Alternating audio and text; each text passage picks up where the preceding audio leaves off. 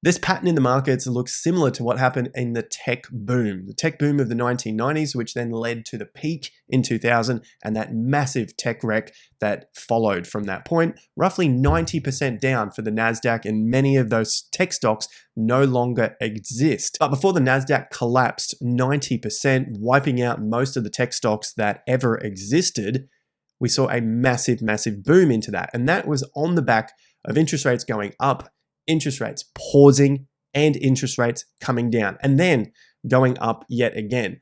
So in today's video, let's have a look at what happened with the interest rates and how that looks quite similar to what's happening now in the markets, along with the massive narrative that continues to build along with AI and obviously crypto, Bitcoin strategic reserves. There is plenty going on in the market that suggests we are going to see higher and higher prices. Hit the like button, subscribe to the channel if you are new here. Plenty of macro cycle analysis coming your way, basically almost daily here on the channel, besides a nice weekend off. So don't miss out on each of the day's analysis as it builds upon the previous day. We're covering the stock markets, crypto, Bitcoin, commodities, and the real estate cycle. Lots to get through, plus our TIA Premium 4th birthday sale is on now. Link in the video description. Click that, name, email, and subscribe. It's on now. It's the biggest sale outside of Black Friday, so don't miss out on it, as it also bundles in the TIA Indicator Suite. More on that in the video. Let's kick it off with the federal funds rate. We had the 4.5%. We then had the 4.5% forecast, and then Jerome Powell decided to leave it paused with the actual announcement at 4.5%. So you can see here from December, it dropped down to 4.5%, and then we have, well, Jerome Powell has paused the interest rates at 4.5%. Here's a historic look at those interest rates, and then I'm going to overlay this on the S&P 500, because of course my view here, and at the end of the day, it's the analysis that you're coming here to watch, is that we still have further to go in the cycle, further upside. But a big thing that I've seen again over the last couple of days and couple of weeks, especially around these interest rate announcements, is that once we start to cut, then that inevitably leads to a recession very soon. Now, some of that is true, some of that isn't true. The stuff that I think is true, just looking at the data at least, is that yes, it will lead to a recession, but a lot can happen in between that time. And in some cases, it's relatively quick. We've seen 6 or so months in the past when you start to get a cut cycle. That more and more interest rates get cut, and then it leads to a recession. And in other cases, it's taken up to 18 to 24 months before you see a recession. And I think in one outlier case, it took 49 months. So that's about 4 years. And that was when the yield curve dropped, inverted, then uninverted, and that of course led to the recession along with these interest rates getting cut. But I just want to draw our attention to the chart here. This is basically the 1990s leading into that .com boom bust. It was massive. And so if that's the case, and potentially, we all want it to go to the moon, we potentially see a big boom for Bitcoin and of course your altcoins, then we could be in for some pretty big stuff no matter what happens with this interest rate. So just as an example here, you had the 1993 lows for the interest rate here at 3%. They rose to roughly 6%. We've seen interest rates in the 5s now. Then they had a cut down to 5.25, 5.5, 5.25, rose again to 5.5, stayed there for a year or so. Then they started to come back down again. You had 4.25, so from 5.5 down to 4.75, and then they rose again, and you came up here to 6.5, and then basically it all fell off a cliff from that point. So in that period, pause after many cuts, raises, pause, cuts, pause, raises, pausing, cuts, pausing, raises, then pause, and so on. So essentially, with the next meeting, it looks like we'll probably get another pause at that time, unless, from what I can hear from other people, which at the end of the day, it's everyone's opinion, is that Trump may fire Powell. I guess that might be the big narrative that comes out over the next 6 or so weeks as we lead into that next FOMC meeting. Whether that happens or not, anyone's guess. I'm not Trump, I'm not Powell, but of course everyone's welcome to their opinion. Let us know. Pin comment down below. over this period before the next FOMC meeting, which happens in March 19th, actually coming up to a very nice seasonal date. For anyone following the GAN seasonal dates, let me get to the question, will Trump fire Powell before the next FOMC meeting? Pinned comment down below. Has it affected the markets? Not particularly. The pause, I think everyone was expecting it. Obviously, the probabilities that we saw from the CME group here with the interest rates was that this meeting was going to see a pause of the interest rates. Therefore, not much has happened to the stock markets, so we don't have too much to cover here. I will get to the charts in a sec. For the market sentiment, this is for the S&P 500. It is at neutral. We saw fear yesterday, fear a week ago, fear a month ago. Taking a look at the timeline here, there was a couple of days here at neutral, and before that, you're basically at fear when the market was at its most recent bottom. So around 5,800 points. Here it is here, 5,800 points, moved up to 6,100, pull back on that scare of deep seek. Everyone thought we're going to get another recession or the bubble was over.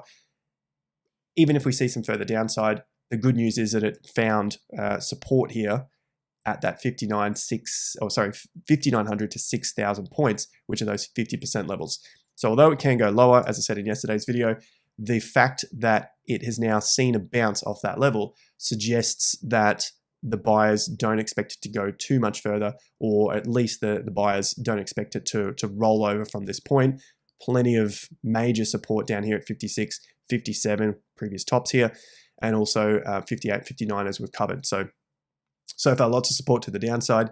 NASDAQ, similar sort of thing, but slightly weaker than the S&P 500. Still not able to recover decisively above the 50% level at 21,560. So basically, rock in a hard place, like where crypto, in particular, ETH and Solana have been sitting between their 50% extensions and their 50%, which essentially means more time is needed to decide whether it's going to go higher or it's going to come back and test the lows.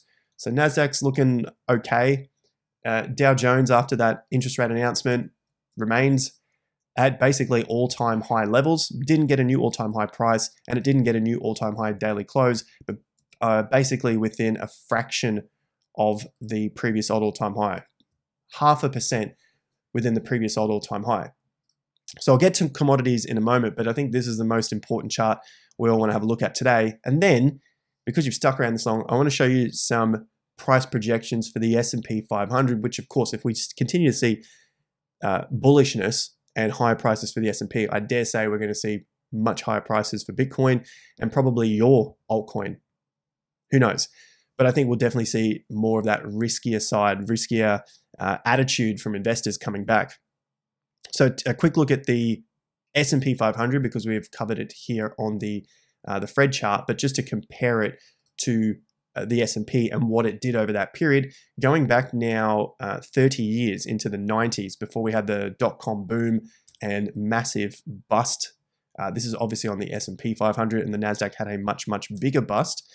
But you can see here, this was just out of the 1990-1991 recession.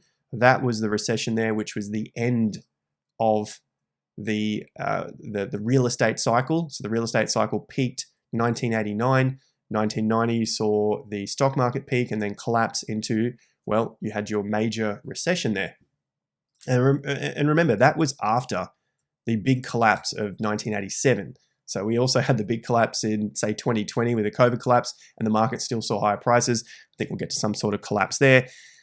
I digress.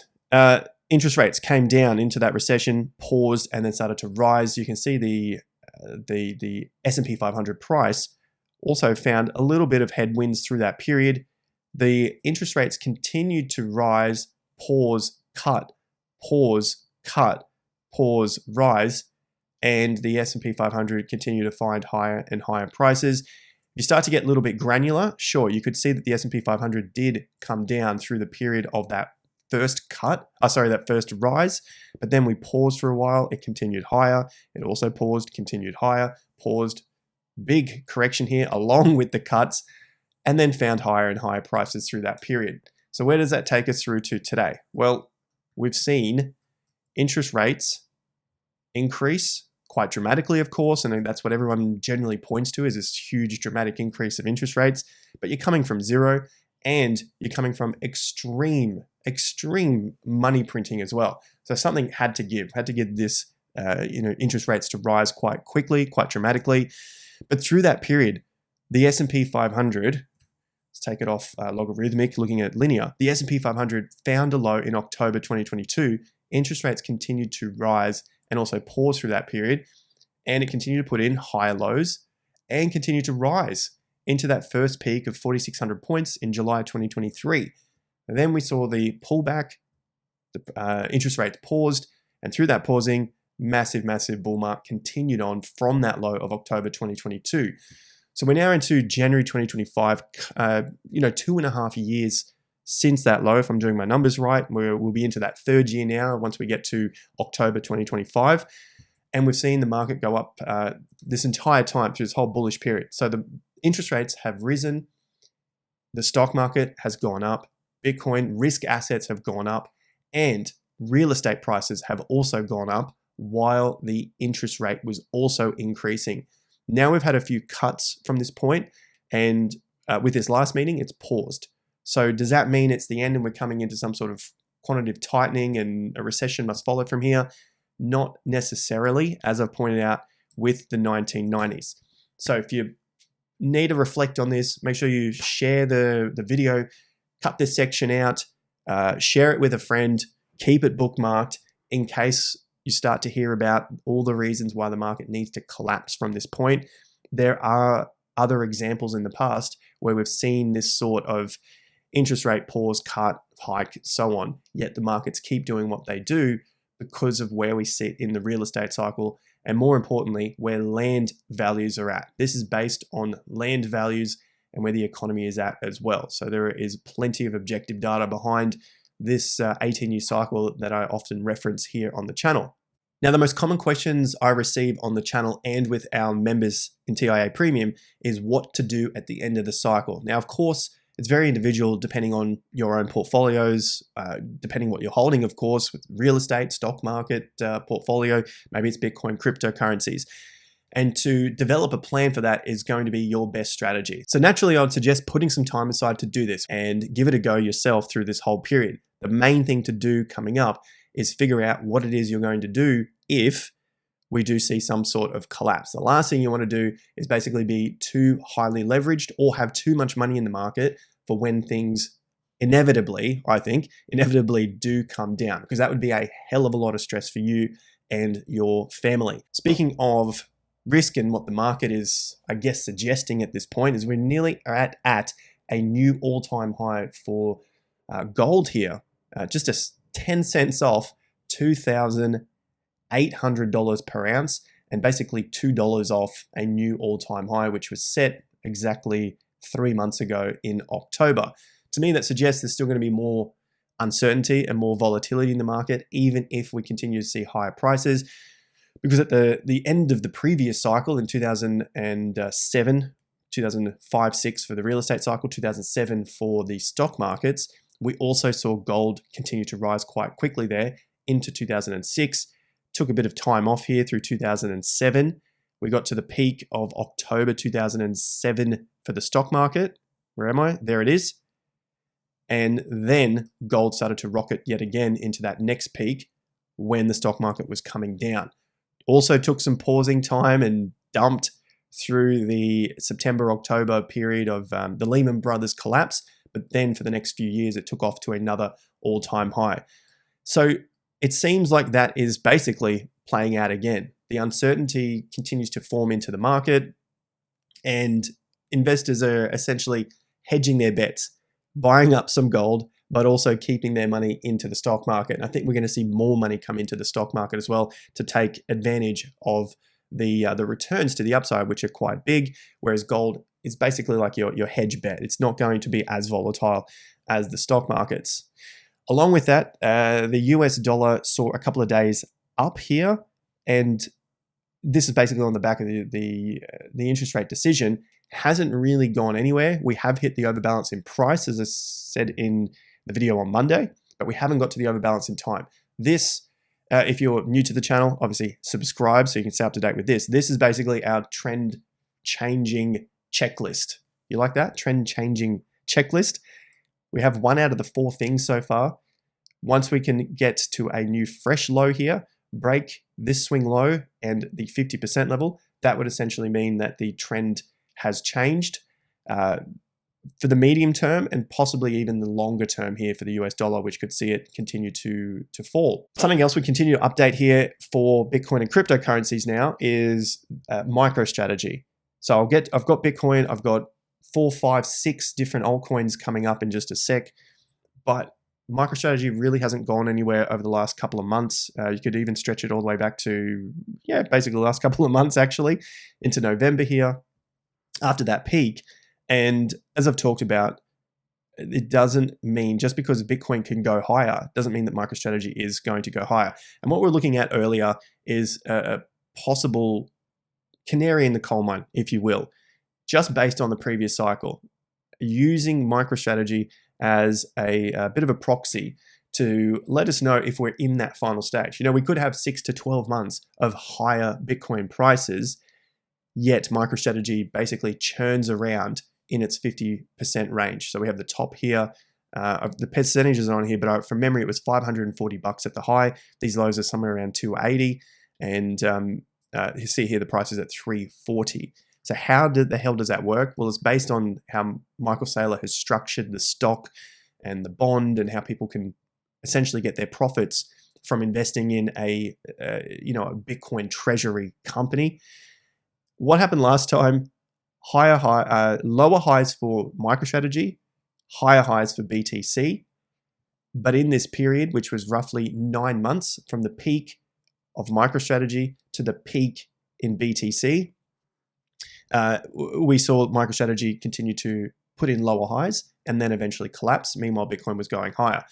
So in terms of a countdown here, if you will, Bitcoin, it can still go higher. Maybe we're looking at 150, 180, $140,000 BTC.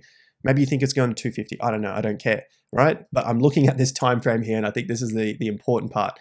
We're looking somewhere out to the second half of 2025. Rough guide, a roadmap at the moment so far, being 2 months into this 9-month period, seems to be working, and I'll continue to follow it until it doesn't work. And we'll know that because we'll start to see some breaks higher, in particular above these highs, which are around $450, which could potentially take it to $540. And maybe this cycle extends out into 2026. Who knows? But for now, it seems to be working relatively well. And I think if we can keep an eye on this, we're going to do better with the rest of this cycle. Next up, BTC and cryptocurrency data. Now, the 7-day exchange volume has dropped off an absolute cliff here. So I've got a few metrics that we're looking at: liquidations, market sentiment, and exchange volume. Ideally, you need to see these things turning up in order for more risk to come in, more money, more eyeballs, and they want to jump on board with the bandwagon that's taken off. And at the moment, we're seeing the daily exchange volume drop, which doesn't mean that the cycle is over, but it doesn't mean that there's any more new money coming into the space. I've also got one other big chart to look at here, looking at how crowded things are. So I find that really, really helpful. Taking a look at the total data here. Okay, so from the previous cycle, higher highs in the exchange volume, then basically came all the way back down. So the saving grace to this chart, at least in my opinion, my analysis, is that we're seeing higher lows form here. I'd be concerned if we started to break these lows back here at around $30 to $50 billion. But for now, things seem to be holding up okay. This is possibly just a bit of a quiet period in the market until we wipe out most of the greed and for the sentiment to reset itself. So for now, really, this is just suggesting that it's still got some time to build up. There still needs to be some more liquidations, some more resetting of the sentiment, and then new eyeballs and new meanings and new narratives to come back into cryptocurrency. Plenty of those around, and of course, if we've been here the whole time, it almost seems like why isn't everyone else seeing the same thing? You got Lummis here that's talking about the Bitcoin Strategic Reserve. You've got plenty of other things out there, more ETFs for XRP, Solana, ETH, so many different things going on, but not everyone sees it at the same time we see it. The liquidations, basically almost dead even here at 50-50. Michael is going to love that on his channel today. So if you are watching my video first, jump over to Michael's and just tell him he's going to love this liquidations.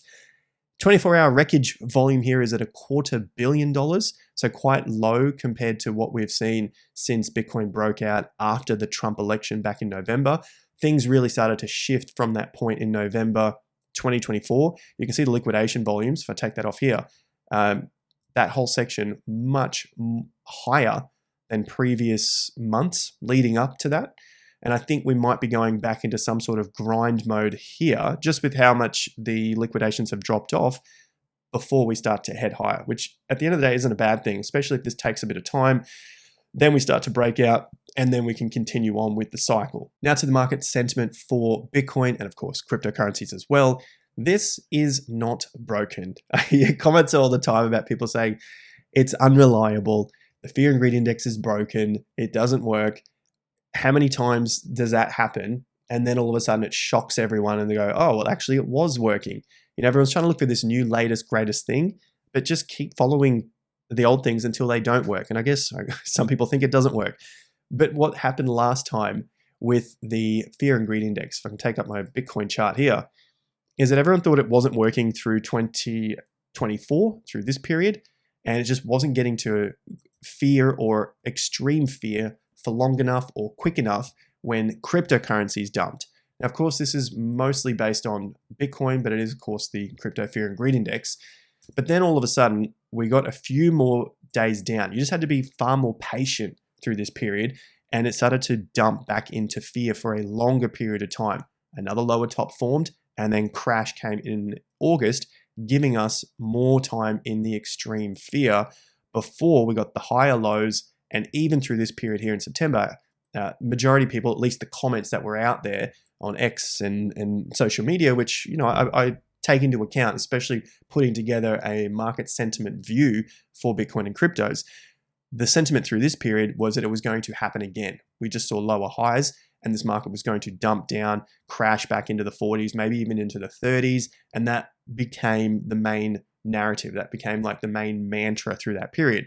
So when September happened in a higher low, yet the fear was still down here in extreme fear, that caught more off guard, caught more people off guard. Then we had the overbalance in price come in late September.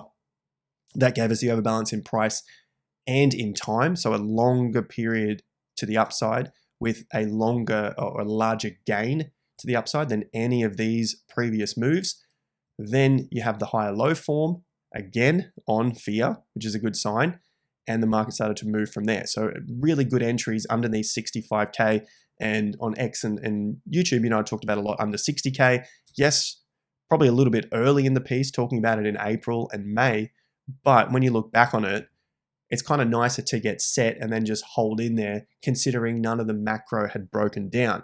So as long as you're getting those good risk reward positions, then it's just a matter of patience. And like we know from the markets, the majority of people don't have patience. So if you can develop that over time, you're going to beat the market if you just can develop patience and some good rules with entries, exits, and risk management. So enough of the mini masterclasses here. This is the fear and greed index, and we're starting to see it drop off again. So remember, we continue to watch this from 2021. It did break higher slightly. There's a few data points to suggest that it's not going to hold that extreme greed and potentially come back and test neutral, maybe even test the fear of market sentiment again, which, if you're asking me, is a good thing. We've seen a slight close above, 103,500, which is a 50% level. Is it enough to continue to hold here and then punch back through this high? Well, it's anyone's guess. For the bulls, if you can't stomach a drop below $97,700, which is the current low, then at least that's one good sign there that you're starting to see consolidation above the middle point here of this entire range. And you're starting to see closes above the shorter term 50% as well. This one here is probably one of the most interesting pieces for BTC currently. During the entire history of Bitcoin futures, so that's the futures contract, it has never, that's a big word, it has never rallied when large speculators large speculator positioning was net long. So here is all the net long down below. Here is all the net shorts underneath that 0 point. And that's obviously the bear market. You can see this through 2023. This is a slight rally with net, large speculators net long, but it wasn't the big pump. And as soon as the big pump happened above $30,000, $32,000 back in 2023, they got short. Why the hell did they do that? I don't know. You have to ask them. But at the moment, at this high, they are net long. So maybe it just needs to go through a little bit of a reset like it did in 2023. They're getting long here, then all of a sudden they flip short when the market takes off. So it doesn't necessarily mean it has to be a long period like the bear market, but if we take a look at, I don't know, over the coming weeks leading into March perhaps, and that next interest rate decision, then maybe they start to get a little bit worn out here and drop into the short position, which is actually bullish when you look at the entire history here going back to 2017, 2018 for the COT report. So this one here is from Jason Shapiro, Crowded Market Report. Next up, USDT dominance. Still chopping around between 3.8, 4.4, and these highs here around 4.6. Just the last couple of days, I mean, it's a bit of a tease, right? You got a day where it's bad for the bulls, and then it's great for the bulls. Then it's bad for the bulls. Then it's great for the bulls. We have not seen any confirmation out of this zone yet. The saving grace, at least for the bulls, still no confirmation, no solid closes above 4.2%. This has been the level that we've been watching now for weeks, and you can see just how important it is to this entire structure here. Every time it gets above, it really comes up and tests, breaks back down. You start to see that emotion swing back. So that 4.2% I think is going to be a pretty key level. We get above this 4.2, then you'll start to see a little bit of fear come back into the market, and it might be enough to reset basically where everyone is positioning themselves. I got the top 5 altcoins plus 2, which our members have been discussing around accumulation zones. Great time to shout out for TIA 4th birthday sale. As I said, the best sale before Black Friday, and that's a long way away now. Link in the top of the video description, name, email, and you will receive the coupon codes in your email inbox. And then you can jump on with the rest of the members here, making very nice, beautiful looking gains here with any of their trading. So we're discussing short-term trading, we're discussing longer-term positioning for your portfolios, end of cycle, anything to do with your portfolio and how you want to position yourself. Lots going on in the Discord. Now back to the altcoins. ETH hasn't done much over the last 24 hours, so we don't need to waste each other's time here. This is all red, weekly swing down, the 1-day 2-bar down, and the 1-day 1-bar. ETH continues to drop and close underneath the 50% extension and also flirt with the 50% range here. So while it continues to do that with everything in the red, you have to put the probabilities to testing 29 and then eventually somewhere around $2,800. Ideally, this is a higher low and you get closed above 32.40 for the bulls. That doesn't happen, then the first scenario I talked about plays out. For Solana, similar sort of thing, keeps flirting with the 50% line, $232, closes underneath there yet again, and just unable to hold that ground. Looks like it wants to test these previous highs at about 217, 218, and then possibly flirt with the $200 level. So it's still all in red here. Red on the 1-day. 1-day 2-bar is undecided, and then 1 week as well because of this big pump to the upside. Generally, here's another little side tip. Whenever we see these panic bars, these big abnormal bars, it's usually the end of the move, and it doesn't necessarily come back all that quick. It needs to reset after these ridiculous panic moves. It happens short, it happens long. So anytime it moves up, that's the most recent one. I dare say we got more time here to reset basically that ridiculous sentiment. Look at the panic to the low here. That was a long time down. Panic, and then it still needed some more time to reset before it could take off in the other direction. More panic, the tops, more panic at the tops. Basically everyone running in the last stage of the move. That's that whole 7 to 10 day rule that I talk about as well on the channel. You can see it just leading into these peaks, just everyone trying to pile in at the end, and then basically it's all over for a period of time. Doesn't mean that it's the end of the cycle, like you could see back here in December into that peak, and then it took a couple of months to consolidate because there's still another move to the upside. But it's really telling you that things are getting overextended, just like we saw from that point. It's not impossible. It's just unlikely that you're going to see another one, repeat itself like this big move did just a couple of weeks ago. XRP, similar sort of thing. This big pump, and then it needed time to consolidate. We've seen a lesser pump now than that pump. So maybe the bulls are getting tired here. We have not seen any closes above 316, but rock in a hard place, still above 290. Could be some trades in here if it's able to find a clear trend. No clear trends are confirmed here. The 1-day 1 bar, undecided.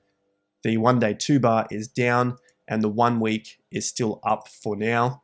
SUI, still on this mega decline here, but at least the last couple of days, it's found a bit of support here at around 350. So it could be in the mood for a bit of a bear market rally, or a dead cat bounce up to test some of these lower prices, whether any sellers come back into the game at roughly $4 and even $4.20, $4.30. If you see rejections at those levels, it's more likely that the price is going to come back down. But for the bulls, if you see closes above those key levels around 420 to 430, if this rally holds above there, then it has the chance to come back and test something in the high fours, maybe even $5. PEPE, same sort of thing here. It's had a slight bounce yesterday, but nothing to turn the swing yet.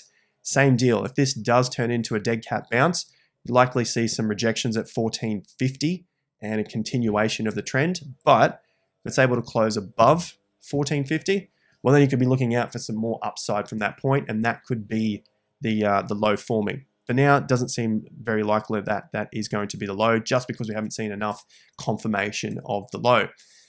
Now for the next couple. These are all the ones that were looking a little bit sad. Let's have a look at Ondo for now. Probably one of the hot ones that everyone's talking about, or at least from what I can hear. For now, it's holding above 50%. You're seeing volume come back into the space while it holds above 50%.